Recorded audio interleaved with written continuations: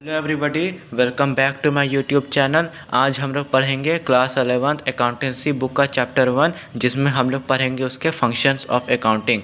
तो इसके पहले मैंने अकाउंटिंग पे कई वीडियोस बना रखे हैं। अगर आपने उन वीडियोस को नहीं देखा तो एक बार जाके उसे देख लें, नहीं तो आपको ये अकाउंटिंग जो है ये पूरी तरह समझ में नहीं आ पाएगी। आपको आगे बहुत प्रॉब्लम हो सकता है इससे। ठीक है, चलिए शुरू करते हैं आज का हमारा टॉपिक, फंक्शन ऑफ अकाउंटिंग। तो इस फंक्शन ऑफ अकाउंटिंग का मतलब है कि हमारा अकाउंट अब किन किन तरह से काम करता है, इसके फंक्शंस क्या क्या है, ये क्या क्या वर्क करती है अपने अपने आप में रह के। तो चलिए देखते हैं किसी बिजनेस में भी हो रहा। तो इसमें पहला काम इसका क्या, maintain complete and systematic record, यानी कि एक पूरा सिस्टमेटिक रिकॉर्ड तैयार करना कि जो उसने बिज़नेस किया तो उसे एक जगह पे वो लोग रिकॉर्ड करके रखते हैं बिजनेसमैन, कि वो अपने उससे प्रॉफिट एंड लॉस को देख सके कि कितना उनका प्रॉफिट हो रहा है, क्या लॉस हो रहा है। तो main function of accounting is to maintain complete and systematic record of business transaction. तो यह है कि अकाउंटिंग का सबसे मेन काम क्या है कि वो लोग बिज़नेस ट्रांजेक्शन जो होते हैं, जो बिज़नेस में लेन देन होते हैं, उसको वो लोग एक सिस्टमेटिक तरीके से उसे रिकॉर्ड कर लेते हैं, एक जगह पे लिख लेते हैं कितना उनका बिज़नेस हुआ है आज, मतलब कितना का वो सामान बेचा, कितना उनको प्रॉफिट हुआ, कितना लॉस हुआ उनको। तो इस चीज़ को वो रिकॉर्ड करते हैं ताकि वो अपने फाइनेंशियल स्टेटमेंट को, अपने प्रॉफिट लॉस को देख सके, उन्हें बैलेंस कर पाए। ठीक है, चलिए आगे बढ़ते हैं। हमारा दूसरा टॉपिक हमारा प्रिपरेशन ऑफ फाइनेंशियल स्टेटमेंट, यानी कि वो फाइनेंशियल स्टेटमेंट को तैयार कैसे करते हैं अब। तो financial statement include profit and loss account and balance sheet. तो जो फाइनेंशियल स्टेटमेंट है उसमें प्रॉफिट एंड लॉस अकाउंट भी आता है और बैलेंस शीट भी आता है। Profit and loss account show the profit और लॉस इनक्यूड ड्यूरिंग अकाउंटिंग ईयर। और प्रॉफिट एंड लॉस अकाउंट क्या करता है, वो अकाउंटिंग पीरियड में, अकाउंटिंग के समय वो अकाउंट्स में ज़्यादातर देखने का काम करता है कि कितना बिजनेसमैन का देखते हैं उसमें कितना, उसके अकाउंट में कितना प्रॉफिट हो रहा है और कितना लॉस हो रहा है उनके बिजनेस के अनुसार। उससे वो लोग इस चीज़ को जांचते हैं, समझते हैं इसको। ठीक है, चलिए अब अगला देखते हैं। तो अगला टॉपिक हमारा तीसरा, communicating the financial result to various parties. तो अब वो अपने बिजनेस के फाइनेंशियल स्टेटमेंट के दौरान अब वो लोग क्या करते हैं, कम्युनिकेट करते हैं तरह तरह के पार्टीज से, जिससे वो लोग क्या करते हैं, बता सके कि उनका कितना प्रॉफिट हो रहा है, कितना लॉस हो रहा है। तो यही यहाँ पर भी करा कि another main function of accounting is to communicate the information regarding net profit और नेट लॉस। यानी कि यही चीज़ करा कि ज़्यादातर बिजनेसमैन क्या करते हैं, वो तरह तरह के पार्टी से कम्युनिकेट करते हैं अपने फाइनेंशियल स्टेटमेंट को लेकर, अपने प्रॉफिट एंड लॉस को लेकर, जिससे वो पार्टी उनकी कुछ हेल्प कर सके उनके बिजनेस में, कि वो मतलब कुछ इन्वेस्टमेंट कर दे ताकि उनका कुछ प्रॉफिट हो जाए, उनके बिजनेस का, उनकी कंपनी को कुछ फ़ायदा मिल जाए।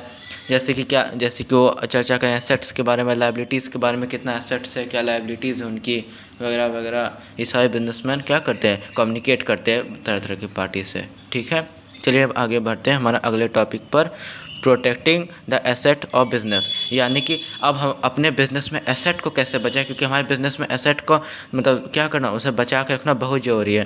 तो another main function of accounting is to maintain proper record of various asset. तो हमारे बिजनेस में क्या करते हैं हम लोग, अपने एसेट्स को बचाने के लिए उसके लिए प्रॉपर रिकॉर्ड रखते हैं हम लोग, उससे मतलब प्रॉपरली तैयार रखते हैं कि हमारा जो रिकॉर्ड, मैंने आपको क्या कहा कि जो बिजनेसमैन क्या करते हैं, वो तरह तरह के जो मतलब रिकॉर्ड, जो बिजनेस जो करते हैं तो उन ट्रांजेक्शन्स को वो रिकॉर्ड करके रख लेते हैं एक डायरी में, जिससे वो अपने फाइनेंशियल स्टेटमेंट को देख पाते हैं कि कितना उनका प्रॉफिट और लॉस रहा। तो वही इनका एसेट्स भी हो गया, क्योंकि अगर एसेट्स उनका अगर मतलब क्या कहते हैं, अगर इधर उधर हो गया तो उससे बहुत प्रॉब्लम हो सकता है बिजनेस में।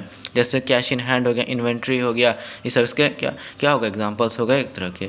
ठीक है, आई होप दोस्तों अगर आपको वीडियो पसंद आ रही हो तो चैनल को लाइक और वीडियो को सब्सक्राइब जरूर कर दीजिएगा, और सजेशन कमेंट बॉक्स में भी देते रहिएगा, और कोई डाउट हो तो कमेंट सेक्शन में पूछ सकते हैं। और वीडियो को ज़्यादा से ज़्यादा अपने दोस्तों में भी शेयर करिएगा, ताकि आपको जो है नए वीडियो की नोटिफिकेशन भी जल्दी मिल सके। ठीक है, चलिए अब आगे बढ़ते हैं। तो अब हमारा अगला टॉपिक है, प्रोवाइड असिस्टेंस टू मैनेजमेंट। ठीक है, चलिए अब इसे देखते हैं। By providing timely information accounting assist the management in task of planning, controlling etc.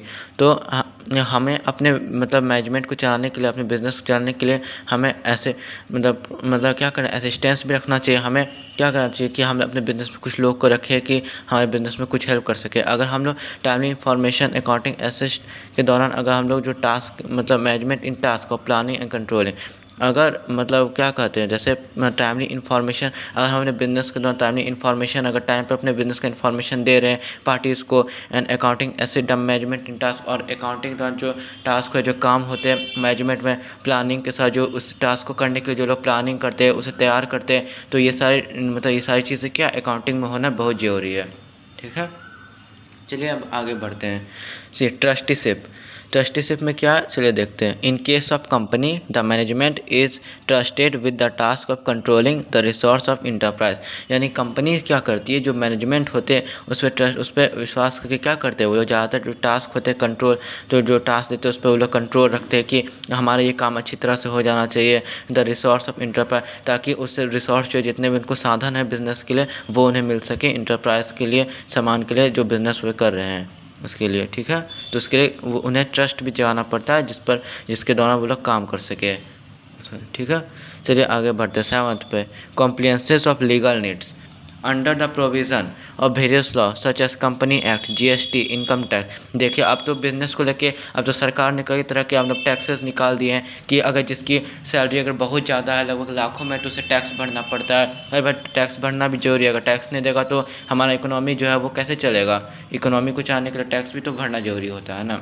इसीलिए ये सरकार का एक लॉ है बस, तो इसमें क्या कहता है, under the provision of various law such as company act, income tax, GST, तो वही हो गया कि गवर्नमेंट लॉ जैसे बना दिया गया कि बिज़नेस जो करे तो बिजनेसमैन की अगर सैलरी बहुत ज़्यादा है तो उन्हें टैक्स भरना पड़ जाता है मंथली, और ये सब उन्हीं टैक्स में थे, जैसे कंपनी टैक्स। अब कंपनी को ज़्यादा प्रॉफिट हो रहा है तो उन्हें उसके दौरान टैक्स भी भरना पड़ता है कि कहीं मतलब क्या होता है, मतलब अगर बिज़नेस करने कहीं ना कहीं तो कुछ मतलब होगा ही ना, कुछ फ़ायदा होता है तो कहीं लॉस होता है, ये ऊपर नीचे तो स्टेटमेंट होता ही है। इनकम टैक्स हो गया, कहीं पे किसी पास काला कमाई है, मतलब ब्लैक मनी है, तो काला धन वाले इनकम टैक्स वाले क्या करते हैं, उन पैसों को जब्त कर लेते हैं, जो कि काफ़ी मतलब ख़राब चीज़ होता है। मतलब ज़्यादातर करना तो ऐसा मतलब करना तो इम्पॉर्टेंट है जो ऐसा काम करते हैं। जीएसटी, और जीएसटी मतलब हो गया क्या कि मतलब गुड एंड सर्विस टैक्स।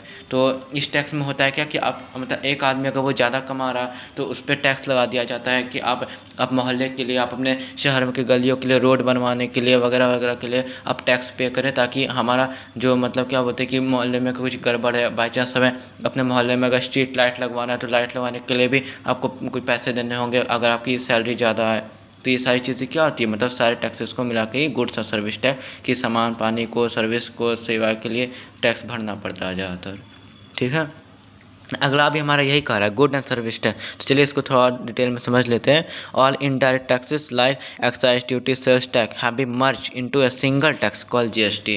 देखिए हम आपको अभी पहले भी अभी आपको कहा कि जैसे कि जो हमारे इनडायरेक्ट टैक्सेस यानी कि जो टैक्स हमें भरना पड़ता है, जैसे सेल्स टैक्स हो गया, जैसे अब हम लोग कुछ सामान बेच रहे हैं तो अगर हमारे पास ज़्यादा पैसा आ रहा है तो ज़्यादा पैसा आने पर मतलब क्या हो जाता है कि उस वैसे आदमी को ज़्यादा टैक्स तो देना ही पड़ता है। तो जीएसटी में क्या होता है कि वो सारे टैक्सेस को मिला देता है ज़्यादातर, कि आपको sales tax, company tax, single tax और भी जितने तरह के टैक्सेस हो गए सबको इंक्लूड कर देगा एक ही टैक्स में।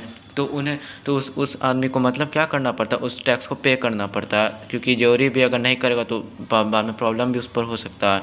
तो मर्ज into a single tax is also called GST. तो उसी टैक्स को क्या किया है, GST, good and service tax. ठीक है, अब हमारा लास्ट टॉपिक है fixing responsibility. Another function of accounting is to determine the profitability of each department of an enterprise। जो हमारा दूसरा मेन काम है अकाउंटिंग का, is to determine profitability of each department of enterprise। to determine करना, ये समझना, जो profitability, जो प्रॉफिट हो रहा है हमारे डिपार्टमेंट में ऑफ इंटरप्राइज, कि हमारे डिपार्टमेंट मतलब जो हमारा डिपार्टमेंट है इंटरप्राइज का, किसमें प्रॉफिट होता है कि नहीं, क्योंकि अगर बिजनेस में प्रॉफिट नहीं होगा तो बिजनेस हो ही नहीं पाएगा। अगर प्रॉफिट कराने के लिए तो हमें रिस्क भी लेना पड़ता है, क्योंकि नो रिस्क नो गेन। अगर प्रॉफिट नहीं होगा तो अगर रिस्क नहीं होगा तो प्रॉफिट नहीं होगा, अगर प्रॉफिट नहीं होगा तो बिजनेस भी ठीक से नहीं चल पाएगा, बिजनेस बंद भी करना पड़ जाता है। तो इस चीज़ के लिए मतलब डिटरमाइन कहते हैं, समझा जाता है इस चीज़ को अकाउंट्स में कि प्रॉफिट का होना बहुत ज़रूरी है इंटरप्राइज में या बिजनेस में किसी डिपार्टमेंट के लिए।